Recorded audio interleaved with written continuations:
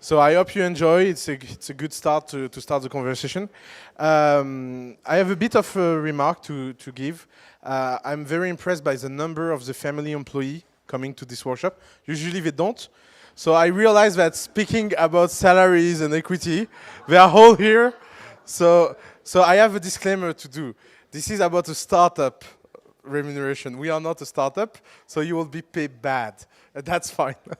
No, I'm kidding. So welcome to this workshop. If you want to spread love or even try to disagree, you can. There is an hashtag TF workshop. You are welcome to go on that. And today we will talk about how to pay people, and I think it's a very important topic because at the end of the day, building a startup, it's about getting a team aligned for something bigger than everyone self by itself. And paying people is why people work at the end of the day. So of course, in the startup world, we talk about mission, purpose, blah, blah, blah, but at some point, we all need to pay rent. And at some point, we all need to live. And at some point, we all have people around us that need some bit of money. So finding a way to pay people fairly and equitably, it's hard, especially because for a lot of first-time co-founders, it's a subject that, as an employee, there is two cases. One case, they experience to be paid as an employee, so they will have a very traditional scheme of how they want to pay people, and I'm not sure it's the right one, because there is a big difference between service company, traditional company on one side, and startups on the other side. And also, and that is more and more common, especially, for example, with the startup of the family, you have people that will pay others and never get a salary in their life. We have a lot of very young entrepreneurs that build successful company, and they have no clue of what the negotiation around the salary is because they never been in that room. I can give you a personal example. I never wrote a curriculum in my life. I'm always so embarrassed when people ask me to review their curriculum because I have no idea of what a good curriculum is. And I don't think I ever look at the curriculum of anyone working for me because I will not even know where to start. So that creates also a certain kind of gap. But a bit of context around that.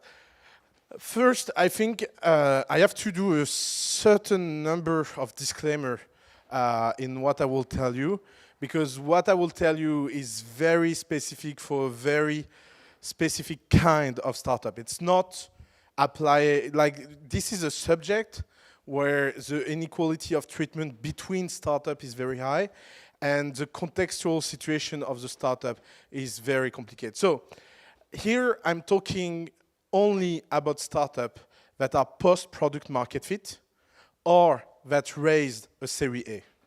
I'm not talking about startups in seed stage. I'm not talking about startups that are before product market fit.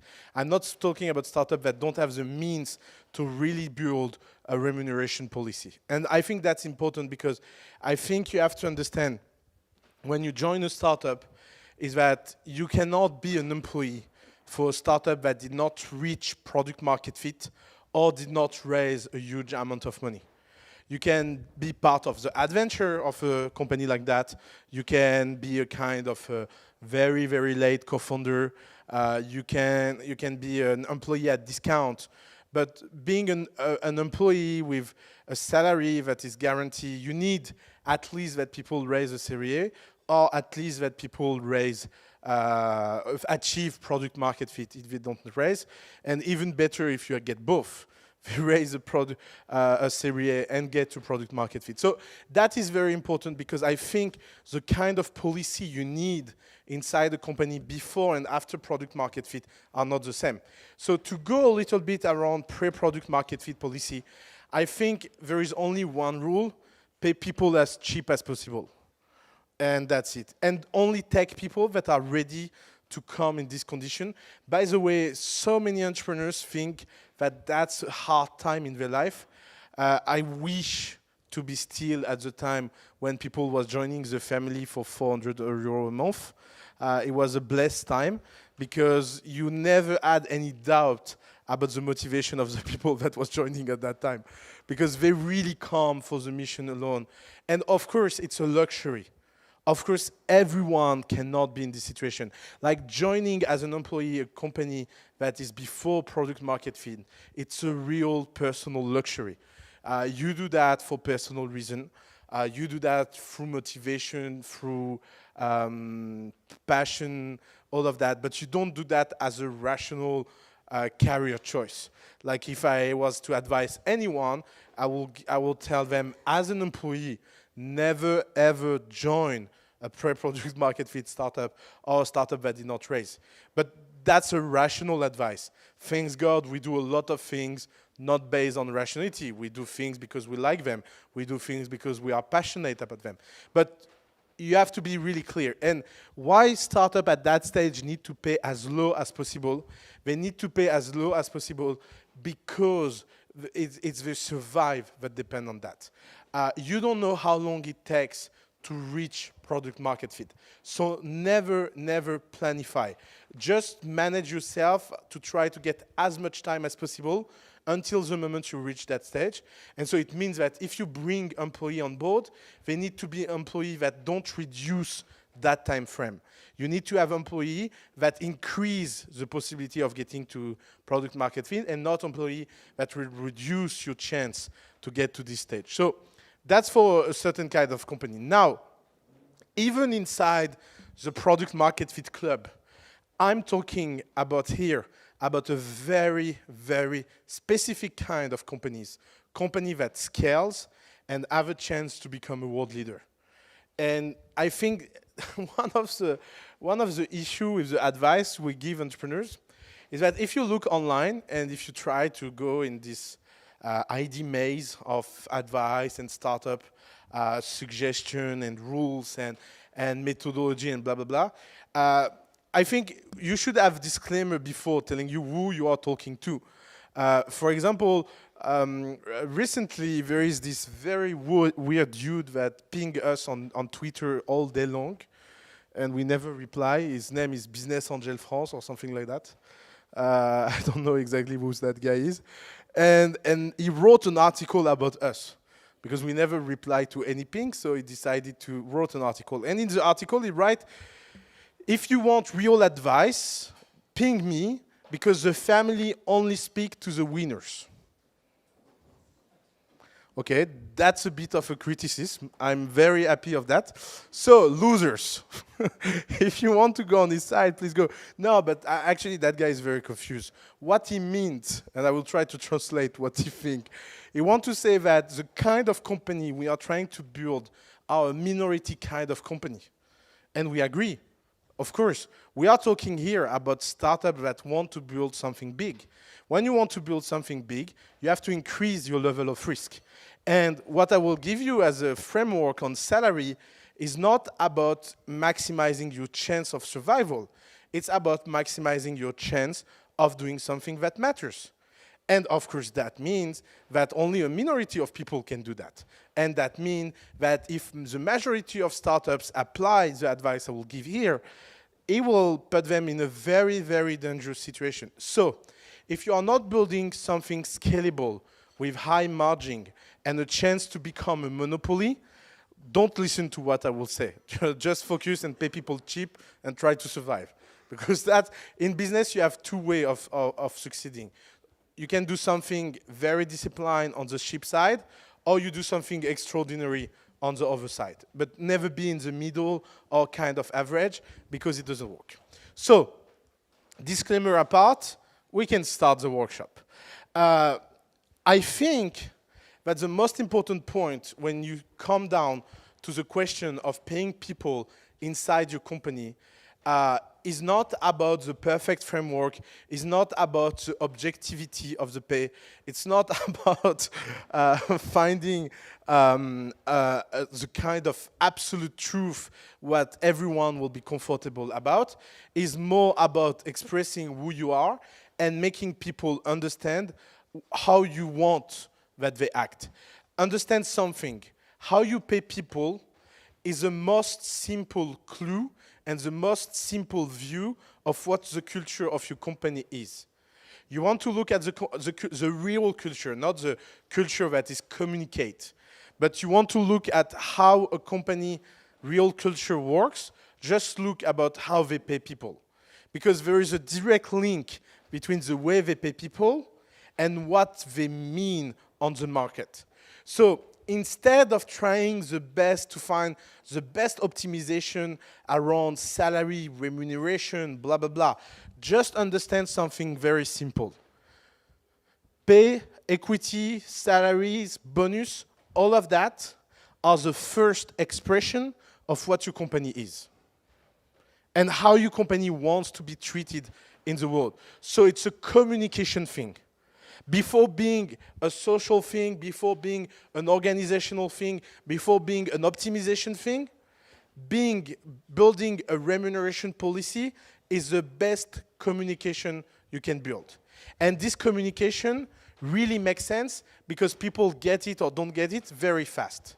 And I mean, when people know how you pay people, they will very, very directly understand who you are and who you try to be.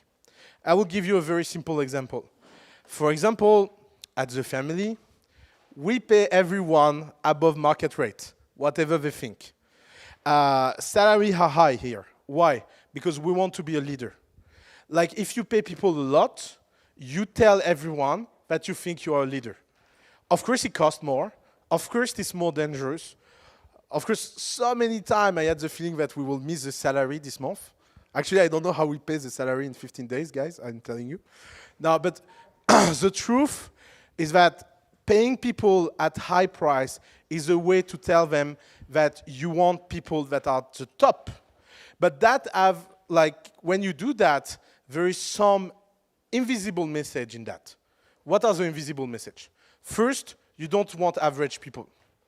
If you are average, you will not steal for a long time because you cannot give more than the market rate to someone that doesn't provide the value that is above market rate. Also, what happens when you do that, because your cash burn is high, you need to produce a lot of revenue quickly. So you are not patient. Like, I mean, if the family was a company that was trying to build revenue on 20 years, 30 years, we will pay people lower because we will try to optimize around our survival rate. But if you want to win a market quickly, putting this kind of pressure change the kind of incentive. I will give you a very simple example of philosophy. One of the most successful companies at the family, they decided to get commission out of sales. You know, everyone tell you that salespeople need to be paid by commission. So you know what they did? They took the best sales guy in the company, look at how much he makes in terms of commission plus salary, and they said that's the new minimum salary of every sales. So what happened? First half of the people get fired in 6 months. Yeah, of course. Because when you pay by commission, if someone performs little, you pay him little. If someone performs high, you pay him high. But if you pay everyone high and someone performs little, what happens? You show him the door. Because you don't have any other choice. Because it costs you too much. And what happened for everyone that stay? Their performance tripled. Because what happened with the sales? If you tell a sales guy, I will pay you 10% of the revenue you generate, he will be motivated in an ideal world to generate as much as possible, to make as much as possible. But we humans, we don't live in the ideal world. What happens is that some week we are tired. Some week we want to do less. And what happens when you get a commission? You get the responsibility because you can tell yourself, this month I will make less, and I'm fine with that, because my commission will be lower, but I will not cost the company, and I'm fine by getting that. But if you are paid as a very high fixed salary, you have no other choice than producing exactly the same result every month, because you do a calculation in your head, and you know if you don't, you cost the money to the company, and the incitation is not right. So you see, this example really shows what a culture is about. Here, you have people that tell the people, we are ready to take the risk. We are ready to take the risk of paying you more than what you are worth, not for a long time, But why? Because we want to tell you what is the minimum performance we expect every month. And you see that, I think, if you think about anyone thinking about mechanism design in terms of remuneration, they will always tell you, yeah, if you want to incentivize sales, give them commission. It's true in 80% of the case. But in the 1% exceptional case, it can be really hurting because you put the responsibility of the numbers in the end of the sales. In that system, you just say, I'm here to bargain, I'm here to level up, and so if I'm here to level up, you have to produce at the level of the numbers. So the first thing before defining anything around your remuneration policy is to really define which kind of company you want to be. Do you want to be a follower or leader? Are you producing something new and that is technologically risky? Or are you selling directly and producing revenue right now? Are you here for the long term? Are you here for the short term? Are you here because you want people that are looking for high salary, or are you looking for people that are looking for high equity? Are you here because you want to produce a company that build a product and is kind of the best in terms of product, or are you here to produce a company that get the best product market fit, blah, blah. And by the way, that's why every remuneration policy has to change and live in same time than the company. There is not such a thing as a remuneration policy that don't iterate. When your company grow, and when your company start to get new objective, you have to change the way you pay people for every step. Every step of the life of the company is about thinking about what my company is. Stripe co-founder came a few weeks ago, or 1 week ago, I don't know. I'm so lost in time. Sorry? Last Wednesday, okay, I have the feeling it's a few months ago. So last Wednesday, he came and he said, every time your company double size in terms of employee, it's a radical new company that you have. I love that sentence. Because I think it's a kind of a good mantra to have, is that every time your number of employees double, you put everything blank and you rebuild everything. Process, remuneration, how things works. Because only, you know, we have this problem in France that I call the engineering spirit, that we learn in engineering school that if you build something that works, it will work forever, and nothing in nature works like that. Everything in nature evolves. Everything changes. There is nothing stable.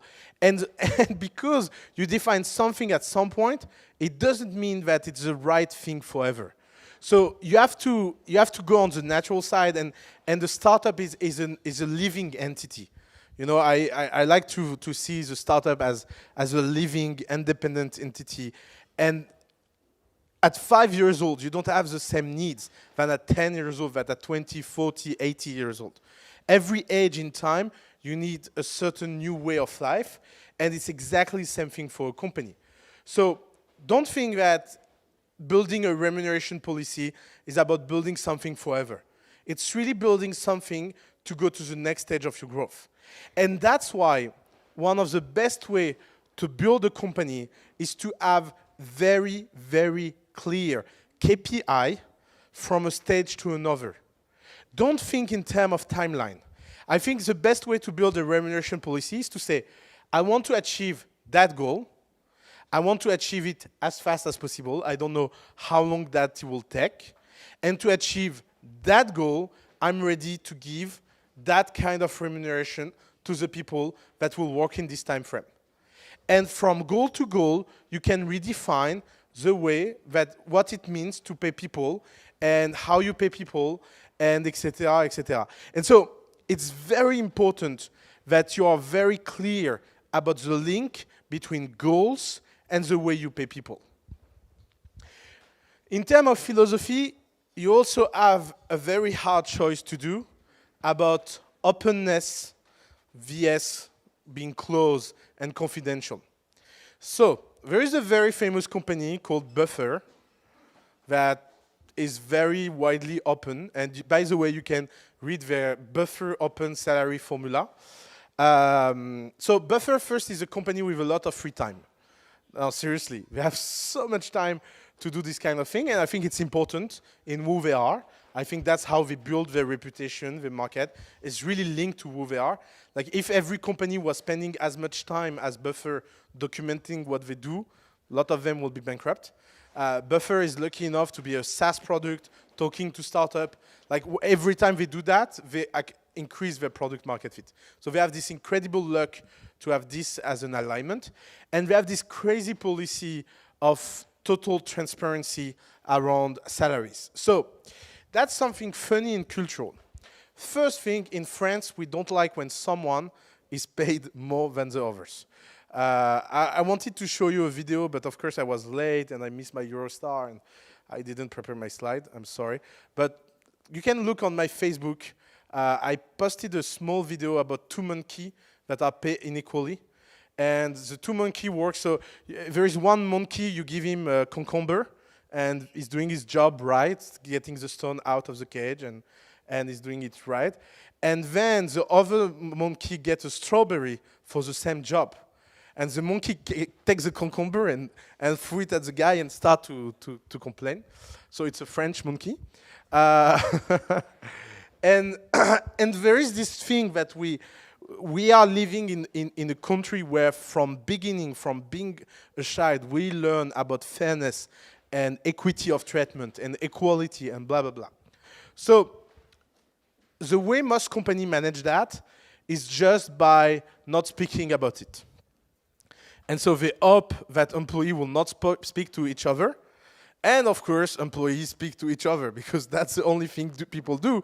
Because when you are obsessed about equality, the only thing you want to know is if you are a little bit more equal than the others. So what happened is that very often you have a backlash. And it can be about stupid things. For example, this weekend I was speaking about a company and I was telling them, why don't you publish the salary of everyone once and for all? Because every 2 weeks you come and tell me, we have this problem about remuneration, blah, blah, blah. Should we pay the community manager more than the sales manager, but the sales manager is more experienced? I was like, just once and for all, publish the salary of everyone, see who complain, adapt, and then it will be optimized. And you will have done that collectively. And the guy was like so afraid. He told me like, you know, there is one guy that discovered that he was paid 40 euro less than the others and he resigned. And I was like, and you are unhappy? Yeah, you are unhappy of that? I mean, it's the best news ever. You have a jerk that resigned. Like, you don't even have to fire him. It's free. Like, you should be happy. And like, if you do that, maybe half of your company will resign, but that's fine, because at least it will be done. And you can build something on a more stable ground. And I think people don't want to face the reality of speaking truth with people. But the problem is that as a founder, your job is to tell what people don't want to hear. Sometime in the history of family, some people open the Dropbox. There is a funny thing at the family, is that in our Dropbox, everyone can look at every file.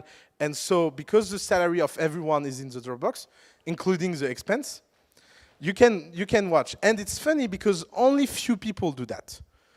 Like, because you know in Dropbox you can see who look at what, and so it's so funny to see that only few people look at it.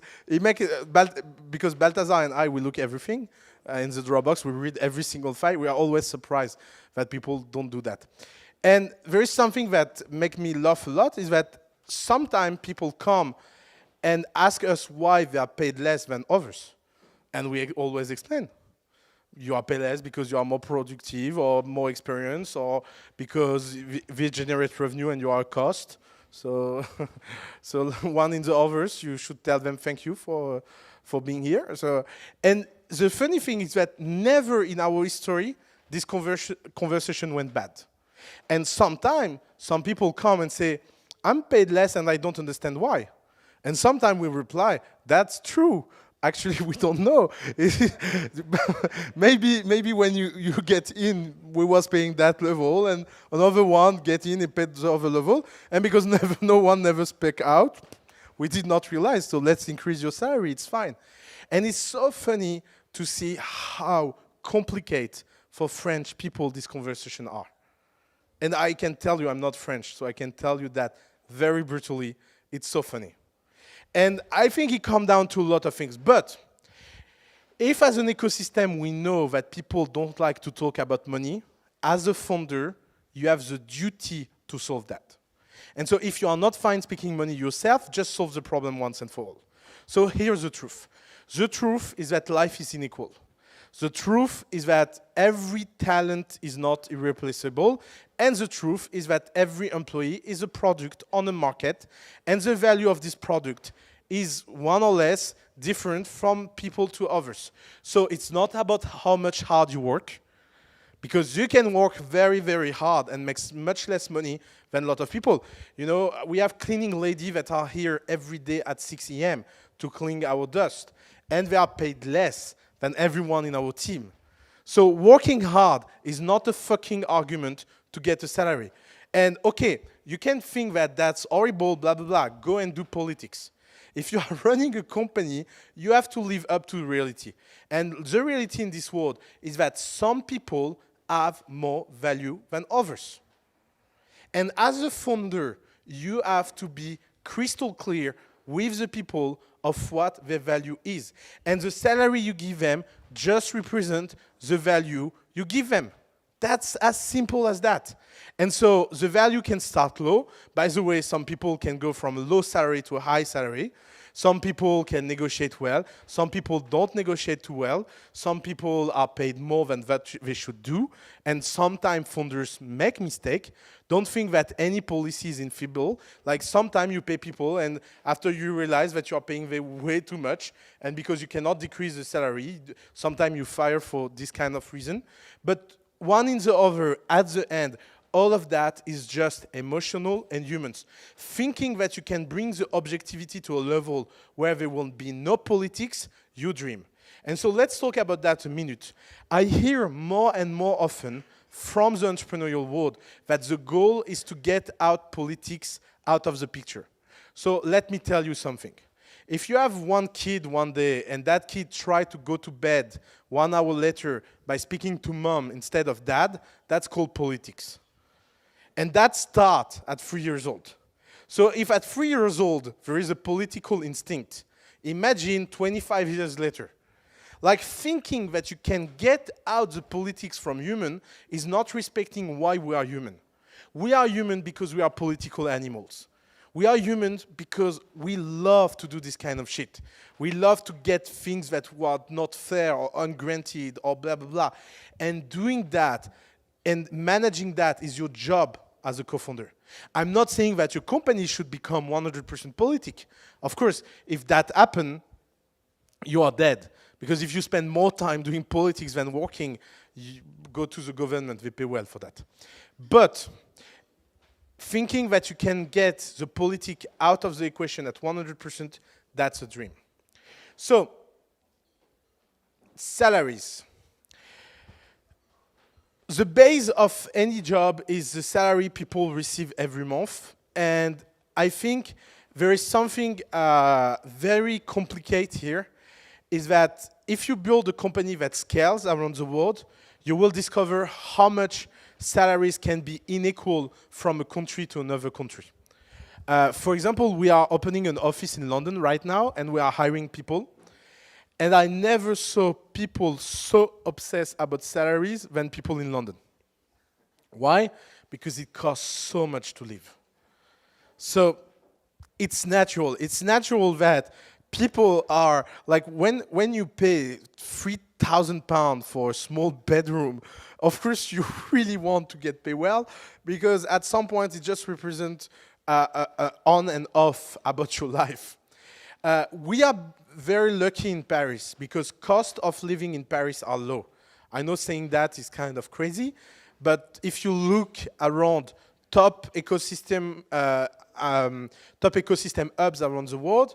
If you look San Francisco, I think just to give you a number, making 150 a year in San Francisco, it's the equivalent of doing 3,000 a month in Paris. 150, 36,000. So, and that is based only on the meaning of life, like how much it costs to take an apartment, to eat, blah, blah, blah. And so one of the problems with the salary is that if you build a company that grow and scale and build, you have to be really fine about having very, very local policy in terms of salary. So that's, I think, the first bit of very concrete advice. Try to really take care and consideration of the situation of people in your negotiation. And again, I think this kind of inequality are fine and understandable. One story I always give, and it's true, is that when we built the family, Alice and I did not take a salary for 18 months, and Nicolas Collin get paid on the first day. And one of the funny things people always tell us is that, yes, so Nicolas took less equity than you. And at the beginning, I was like, oh, no, and why? Yeah, but you get paid on first day. But yeah, that's a fucking co-funding thing. Because you take care of personal condition. So I think having an open conversation between what it means to join a company and what your personal situation is very important. Some people have personal constraints that will impact directly their salary, and it's your responsibility as a founder to know if that is worth the price or not. So I think one of the ways to make everyone comfortable about that is to be very, very transparent about that. And I think startups need to be aware that the perfect equality around that is not possible.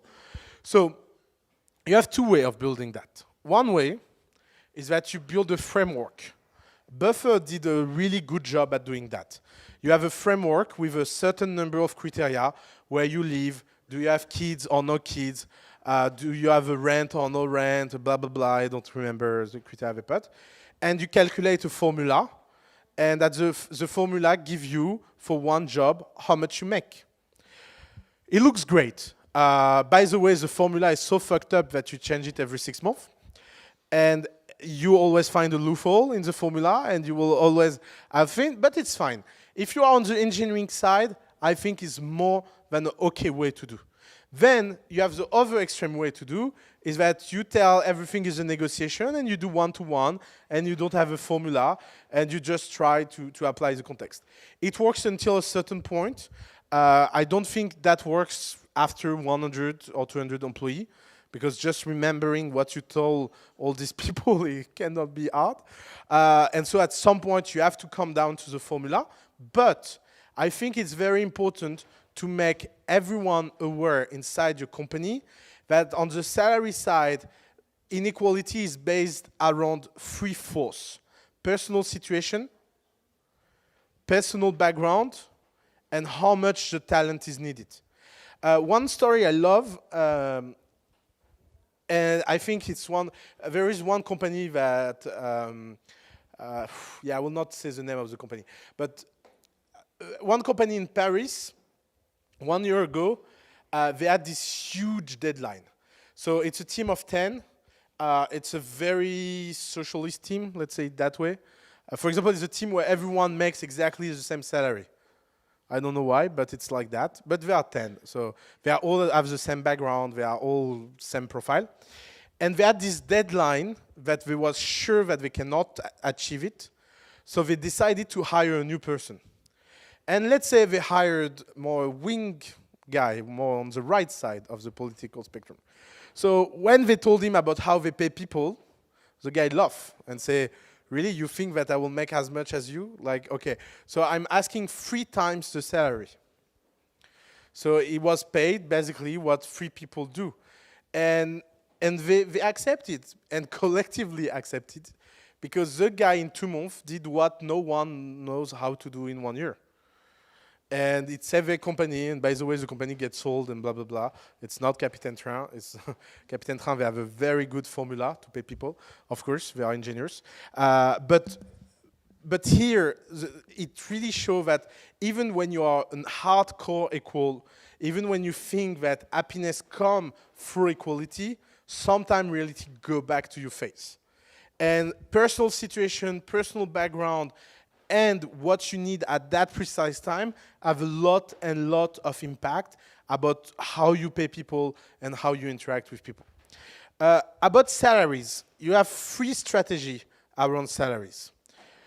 One strategy is to say that you pay everyone below market rate, and you want to attract only people that are passionate.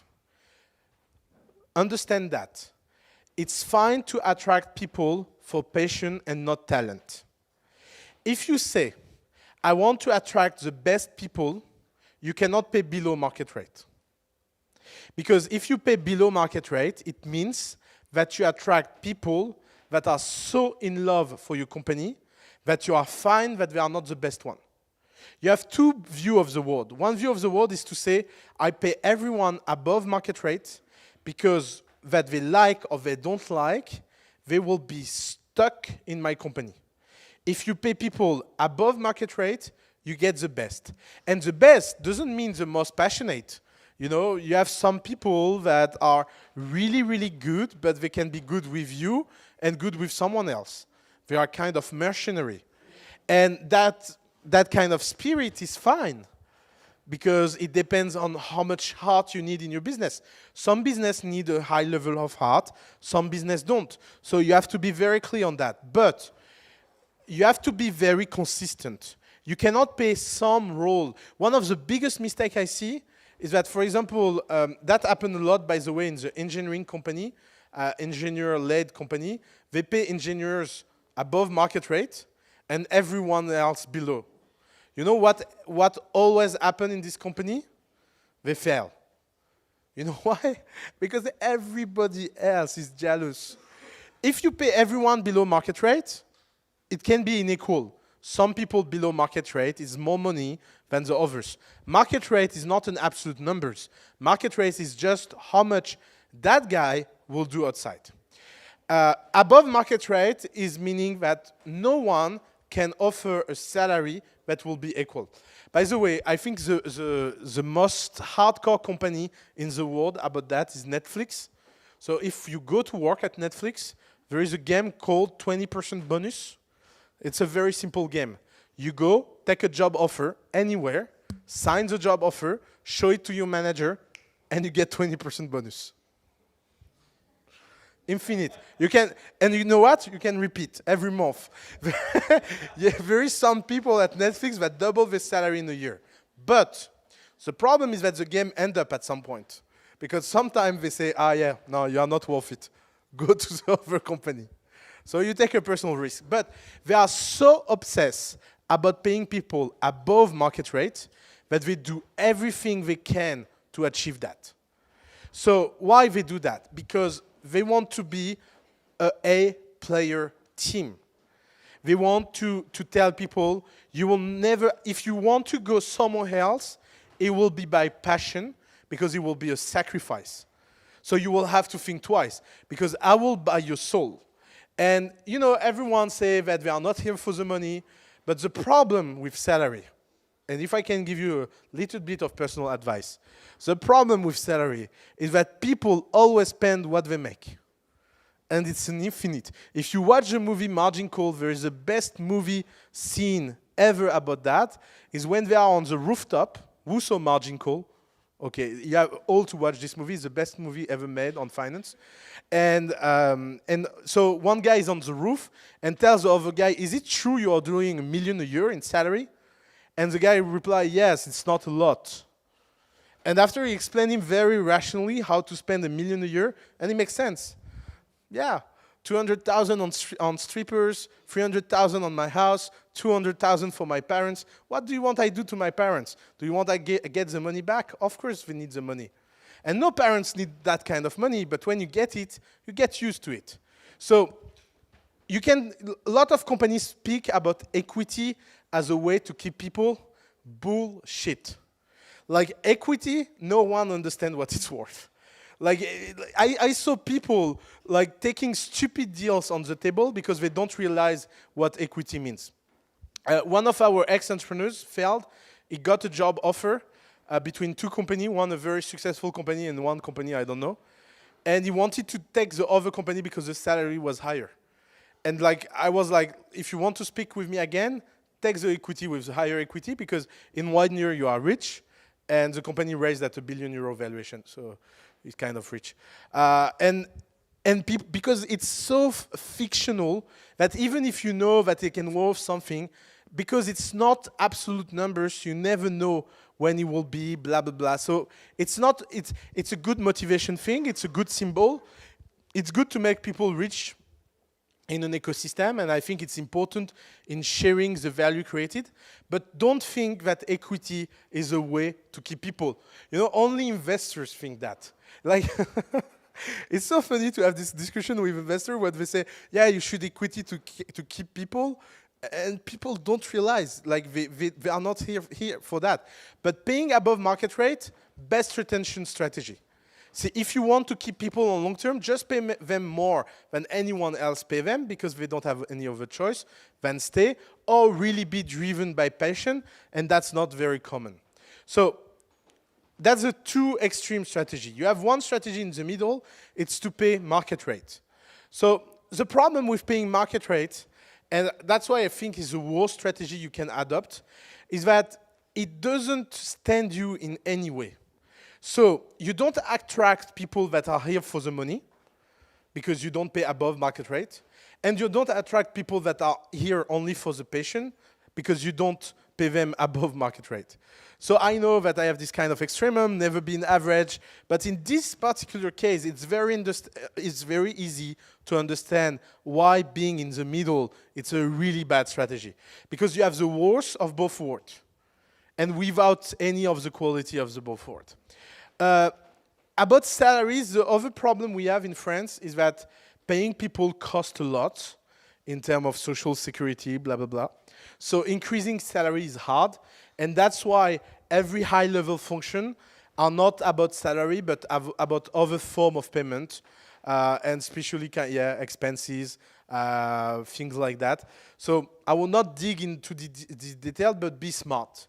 There is a lot of smart way to give kind of advantage, blah, blah, blah, to make people feel better without increasing your payroll cost for the infinite. So, equity. The other part of a startup is equity, and here again, you have two strategies. One strategy is to give equity to everyone, or the other strategy is to give equity only for top jobs. Silicon Valley is obsessed about giving equity to everyone, even the lowest job inside the company. We know all this story of the masseurs of Google that did 20 million because she was paid in equity for a massage the first year at Google. It was kind of and she's now a successful business angel, by the way. Because do you know how she do a deal flow? By massing people. Speak about the startup. So how much revenue are you making? Oh, interesting. So can I invest? True story. True story. In France, we have a problem. So it's a bit difficult. And by the way, there is a big gap on that subject about being a French company or not being a French company. We are lucky enough at the family to incorporate a majority of our company outside France. So it solves the problems. But in France, giving equity to people is fucking complicated. It's horrible. And you know, if every time they do a new law, they change it 6 months later. For example, we had like celebrate in the ecosystem the law about action gratuite 1 year ago. They are changing it right now because Carlos Ghosn used that law to be more rich. And so we will all become more poor. It's a great strategy.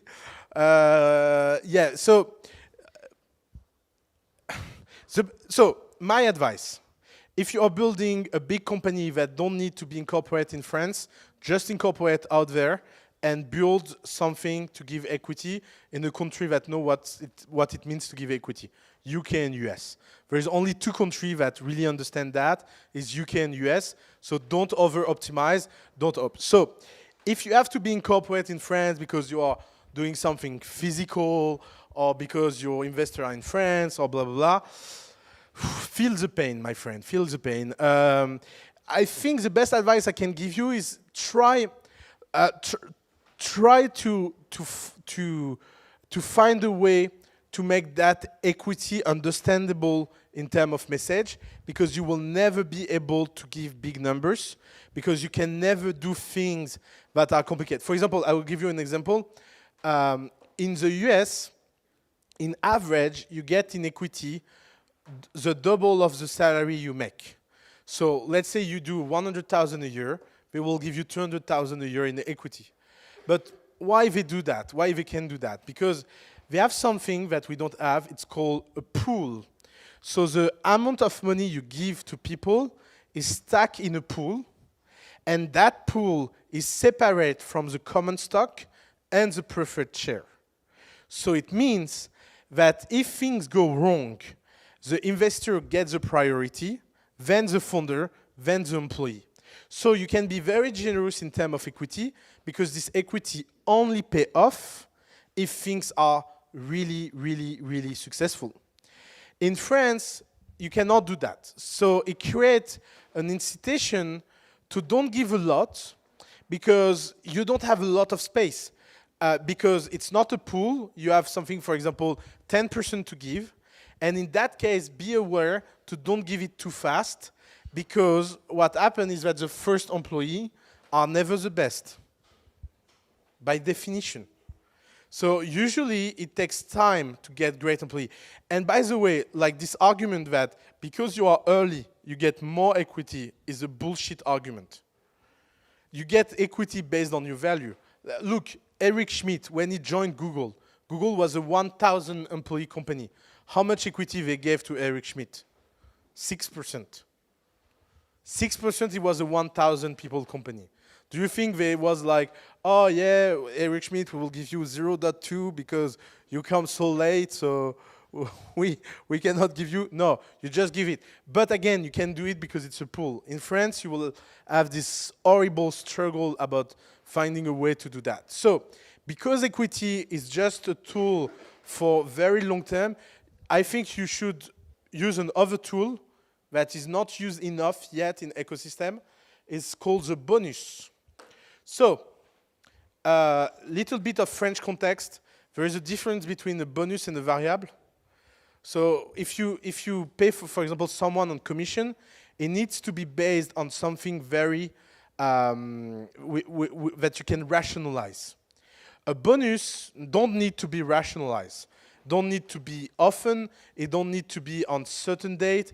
It can be totally random, and you can base it on collective milestone. So, one of the best mechanism design of bonus is to try to find a way to define a very precise milestone in terms of something you can measure, revenue, blah, blah, blah, and try to collectively align everyone on that. The best example I saw is one of our company. They said, okay, this year, if we do things in the minimum way, we do 3 million of revenue. Our valuation, because we took money from investor, to justify the valuation, we are supposed to do 6 million in revenue. So what they said to their employee that any revenue above 6 million will be shared equally between every employee. And so they finished the year at 12. So that's 20% of 6 million divided by 20 people. That's 100,000 each. So it was a nice day to be at that company. And it's a celebration because it's a milestone. And by the way, next year it will be really hard to get that bonus because now it's maybe at 30 million and they will maybe end up at 24. So maybe we cannot replicate that again. It's fine to have this kind of payday check on very specific milestone because it's the kind of moment where people need to don't count their hours. And the funny thing is that you can think whatever you want, but if they have done exactly the same thing in equity, they will never have this result. Never. Because it's too long term. It's too fictional. It's too irrational. If you do that on a very specific timeline with bonuses, it's very easy to understand. And the funny thing is that you have a team full of engineers that started to think about sales. Because they was like, I don't know, really? There is a game and I can optimize and make money? Yeah, let's do that. How you call that? Sales? Yeah, let's do it. and you see, when you have like a very rational culture, you can get this kind of effect. So, few advice on the bonus. First, never, never, never make them mandatory, and never, never make them personal. I mean, at some point when your company is big, you can do it by team, because you can have different objectives, but don't use that as a way to divide people. Use that as a way to unify people. Use that as a way to cherish and celebrate the collective accomplishment, not the individual. Individual bonus are good for very large organizations when politics is involved and you want to separate good from bad employee. In a company with less than 100 people, you are not supposed to have bad employee. And by the way, having this kind of equal bonus system build the information and people will give you feedback about the people that they think should not receive it. The other thing is that if you build a bonus pool and if you build a bonus plan, make it on something where people can have an action on. Never build a bonus on something where working harder is not sure to produce better result. If you look at sales, why sales is so good for that? Because by definition, if everyone during a year stay 2 hours more at the company, by definition, at equal conversion rate, it means more revenue at the end of the year. So people can have an action, and when people can have an action, they can understand the bonus. For example, don't do very bad bonus. If we raise fund, everyone gets a bonus. That's horrible. It doesn't mean that when you raise fund, you cannot take that as an opportunity to give a surprise bonus. That's the other side of bonus. Bonus that you did not announce before, but that you use as a tool to celebrate some moment. But if you tell people, our goal is to raise in a year 5 million, and if we raise, you make 5,000 in bonus, you can be sure that your company will bankrupt. Because people don't know how to optimize for fundraising. So they will start to get involved in subjects they should not be involved on. They will start to interrogate yourself about subjects they should not interrogate yourself about. They will start to see VCs. I see that. We have a company where every single employee started to go to talk to VCs. Yeah, because you tell them that there is a bonus if they fundraise, so they are like, yeah, I know you are not good at pitch, so I went to see a VC. Like, it's done. Your company is done. Like, the day that happened in your company, where a VC get pitched by one of your employees, and he tried to get him invest because there is a bonus at the end of the year, you can be sure your company is dead. You can be sure of that. So, never, never give a bonus on something people cannot have a direct action on based on their hard work. Bonus are used to celebrate hard work, and by the way, never give a bonus on creativity.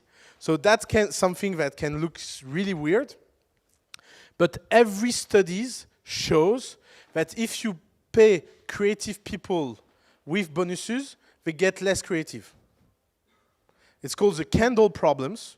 You can watch the incredible TED movie, lapsus, TED talk about that. It's called Science of Motivation by Daniel Pink. And in 15 minutes, he will convince you to never do that. They did experiments again and again. If it's not based on something that is based on effort, bonus doesn't work. Because creativity gets killed by external incitation. It doesn't mean that people that have creative function cannot be inside the bonus pool, but they should not be involved in a bonus pool. And again, bonus pools are here to celebrate collective achievement and not individual one. Because if you celebrate individual achievement through bonuses, you will create really, really bad incitation between your team members. Thank you very much.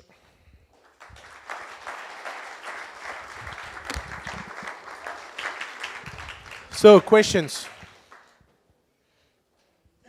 Are you happy today, my friend? Huh? Are you happy today? Yes, I am. Yeah, I'm not so happy because you said that the first employee can be the best, and I'm the first employee of my company, so that's a That's shame. fine. But yeah, maybe I'm missing a First employee are not always the best. okay. Maybe I'm missing a huge point there, but I never understood why in almost all companies I saw, people who manage are paid more than people who are managed. That's a good. What do you think about That's this? a good point. Should have talked about that. Yeah, it's stupid. Management is a function. It's not a status. In a startup, you have to make everyone understand that management is a function and not a status. And so it means that it's not because you manage people that you can obligatorily get paid more. It's much more subtle than that. Sometimes yes, because your skills are valued more. Sometimes no, because the skills of people working for you are better. But the problem is that you have to find really dedicated manager to believe that in a world where everything tells them the opposite. But that's fine because that's also what it makes to create a startup. It's about creating your own rules that are different from the outside world. And why they do that in traditional world? It's easy. It's because management is not a function, but it's a status. We don't promote you to manager because you are good at managing people. We promote you manager because you are good at doing what you think. And that's why in every traditional company you have what we call the Peter effect. You get always promoted to your level of incompetency. So you are good at what you do, so you get promoted. You are good at what you do, you get promoted. You are good at what you do, you get promoted. You are bad at what you do, you stay. And then at the end of the day, you have only bad people at their role that rule the company. It's a very serious principle. That's why, because management is not seen as a function.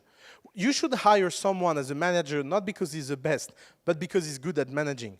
Managing is a certain set of skills. By the way, if you look engineering teams, usually is not the best engineer that is good at managing engineers. Because the best engineers, they are good at doing their thing, and they don't have patience to wait that someone understands. So they don't build cohesion. The good managers of technical team are usually people that are good but not the best, and they are very good at aligning every best working for them. So they understand that this guy makes more money than him because, okay, he's managing, but that's a function. It's not a status. The Peter principle is what explains most of the bankrupts of big companies, Kodak included. Kodak is the best example of a company that gets killed by the Peter principle. Kodak went from 60 billion revenue to nothing after inventing the digital camera. I don't know if you know that. You know who created the digital camera? Kodak. So how they bankrupt? By refusing to believe that the digital camera will be ever used by anyone. And why? Peter principle. They promoted so many people that was out of the touch at so high level that they had no idea of what to do.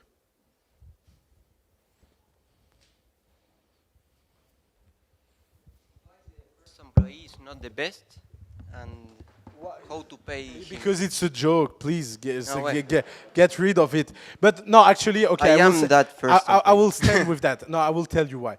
Because the best in a job are usually the more rational, and rational people are never the first to jump. Exactly the same, like the best user never use first version of technology because it's too buggy. Best employee are never the one that join the company because it's too buggy. But the problem is the definition of best. What should I say is that the most skilled people are usually not the one that join early. And yeah, of course, you can be really good at starting off things and being an adventurer and a pirate, but just recognize that you are not the best skilled person. And the best skilled person are never the one that join the company at beginning, because the people that join company at beginning are more on the adventurous side. And you cannot have both. You cannot be really highly level skilled and specialist and the best expert in your field and be adventurous in the same time. Because by definition, if you are adventurous, you go from a subject to another. So that's why you have to pay attention to the kind of equity you give to early employee. It should be good enough to make them rich and happy of being there, but you should not give everything to them and then being stuck with not the capability to attract later employee, and especially because this first employee, when the company is big, they leave. So you have the double key school effect. You give too much equity to people that don't stay, and then they leave, and you are like, oh yeah, but I cannot give you, there is no room anymore. So can you come to work for free? So that's why I was saying that the first employee are usually not the best. How much is a good equity? Oh, I will not answer in public to this question. Because I did it once, and every startup in the family wrote me back and fired back at me, so I prefer to keep this conversation private. Do Lion, and we will tell you that in private. Yeah, please. OUSSAMA, you mentioned the importance of communications, and you also illustrated by a degree of transparency with all the employees in the startup, and also perhaps other types of startups where they may not have that level of transparency. What would you veer towards in a small startup that wants to get going, 10, 20 people, and even up to 100 plus? So the question is, what? The question is, what level of transparency should be in a startup? It's a decision. I don't have the right answer. I believe that more transparency is better for everyone, because I believe that it's better to have conflict early than later. But it's a way of life.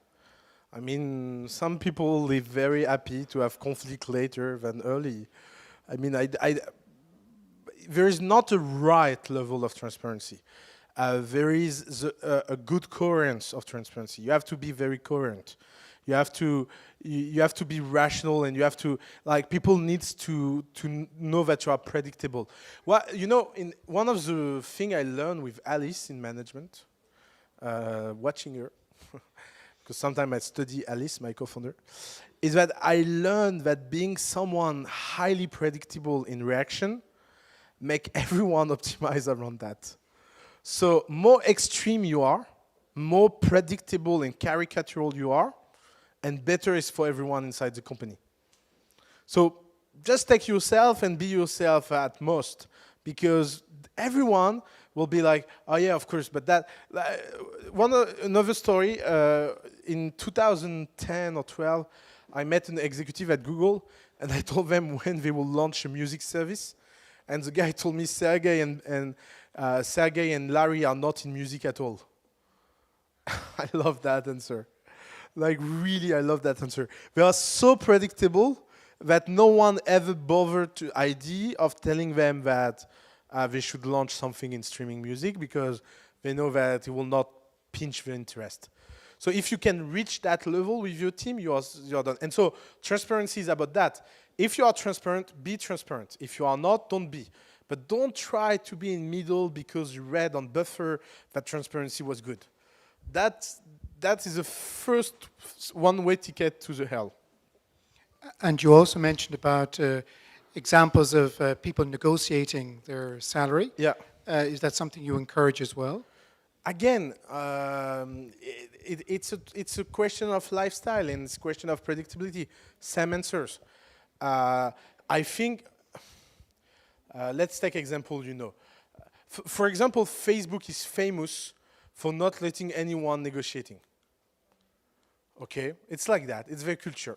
At Facebook, you have 3 offers: one high salary, low equity; one middle; one high equity, low salary.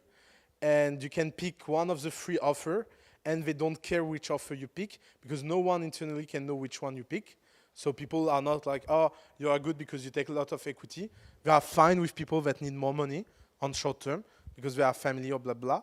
And they don't have this negotiation culture. Everyone that tries to negotiate, they say, yeah, but the algorithm determined that your salary is that. So yeah, try to negotiate with the algorithm. Mr. Algorithm, can I get pay mode? No. And that's done. So, but again, Facebook is not a deal-making company. If you look at ourselves, we are a deal-making company. If someone is good at negotiating, it's something we will cherish and celebrate because it's mean. But again, it cannot be fake. Like if someone come to negotiate because they try to negotiate, it will go hard because you know it's something you have to feel. You have to be confident. It's like sex. It's like no, but I mean it's exactly the same thing. It's like you have at some point some people feel it, some people don't. So more you make yourself predictable about what you like and what you don't like, and more everyone will be. There is not such thing more horrible than a manager that has a different style depending on the day. That's horrible. I have a friend that is working for someone that is really harsh, really, really harsh. You know, the kind of people that when you do your job, look you in the face and say, don't you ever stop being stupid? So that's a very usual Monday morning sentence at the office. And I was this weekend, this weekend he had a dinner at my house, and my wife was like telling him, like, how do you do? Like, if someone speaks to me like that, I will kill him. And the guy was like, yeah, but it's so predictable. It's always like that. So you don't care. No one cares. He tells you that, and you say, okay, I did not do good. And it will be, for them, it's exactly the same level of feedback than, oh, you can do better. because it's like that. And people that cannot stand that, they don't join this kind of company. And that's why the team is really looks Spartan people. Because again, it's a question of style. There is not one style to rule the world. I think, you know, when I was in Silicon Valley in 2010, Mark Zuckerberg was starting to be famous in the valley. So everyone was starting to wear hoodies. And one day I told the guy, you know, Mark Zuckerberg did not succeed because of the hoodie. He succeeded despite the hoodie. Think about that. and again, but that doesn't mean that, for example, if I was a young entrepreneur and I cherish Mark Zuckerberg and I want to look like him, it will be fine to wear a hoodie. Because again, role model works also that way. So having your style can be also about copying the style of others, but at least it should be rationalized and disciplined, and you have to really make a decision. What is bad is all these people that don't make decisions. And what is bad is all the people living in the illusion that there is things that are better than the others. Like if you live in this illusion that there is a better way to pay people, a better way to manage, a better way to do anything, you are dead. Because you will see that nothing is really rational and you will end up being Stack Overflow. Because the overwhelm of information and the contradiction of the information all day long will make you crazy. So you have to be at the right level of there is things that are universally bad. Like no one will tell you, yeah, my boss kicked me with a baseball bat every Monday morning. I love that. No, that is universally bad. But out of that, every style has a room.